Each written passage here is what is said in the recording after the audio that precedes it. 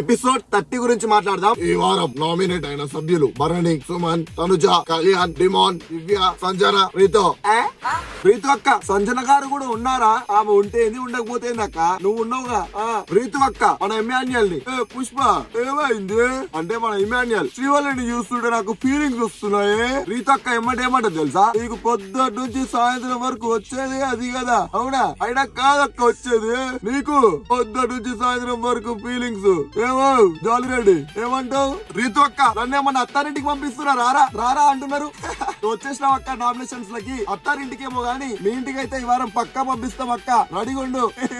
అబ్బా దివ్య ఏం ఫైట్ అబ్బా, ఇచ్చి వయసులో ఖాళీ. నువ్వు చెప్పిన ప్రతి ఒక్క పాయింట్ 100% నిజం. అండ్ మనోళ్ళు ఏం చేసి తెలుసా? ముగ్గురు మన డిమాన్, కళ్యాణ్, ఇమాన్యుయల్ ఏం చేసిరంట? మీరు లోపలికి వెళ్ళి ఇమాన్యుయల్ అంటే తనుజకు సపోర్ట్ అంట, డిమాన్ అంట రీతుకు అంట, మన కళ్యాణ్ అంట శ్రీజక్ అంట. మీరు మంచిగా ఉంటారు. పాపం దివ్యాన్ని తీసి పడేస్తారు బయట. సంజన గారు పాపం తన బాధ బిగ్ బాస్ అని చెప్పుకుంటుంటే పాపం బిగ్ బాస్ కూడా నీకు దండం పెడతా సంజన, నీకు ఏమైనా ప్రాబ్లం ఉంటే హౌస్ మేట్స్ అని చెప్పుకో అమ్మా, నాన్నెందుకు సాగొడుతున్నావు అనేసి ఏడుస్తున్నాడు అనుకుంటా లోపల. ఈ రోజు వార్నింగ్ ఇచ్చి పడేసిండు అక్కకి.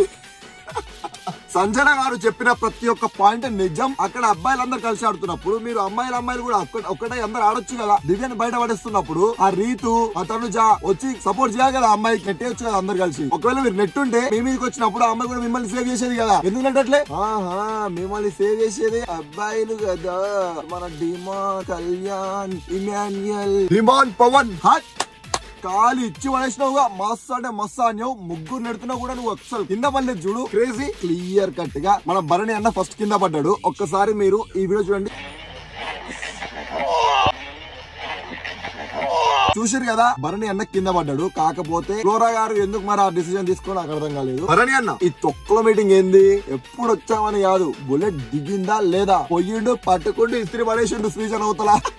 కింద పడ్డది, దెబ్బ తగిలింది. మన భరణి అన్న వెళ్ళి అరే దెబ్బ తగిలింది అడగడానికి వెళ్తే, ఆగండి అన్న మీరు చేసినంత చేసి ఇప్పుడు వచ్చి మంచోళ్ళలాగా రేలంగి మామయ్య లాగా చేయకండి అంట. అరే నీ అవ్వ దెబ్బ తగిలింది చూడ్డానికి వచ్చిండు ఆయన. అది ఆట, దెబ్బలు తగులుతాయి. తగిలిన దాన్ని చూడ్డానికి వచ్చిండు. మంచోళ్ళలాగా నటించకండి అన్న. వద్దు ఏందక్కయ్యండి పర్యాణ నువ్వు ఎందుకన్నా మళ్ళీ నువ్వు.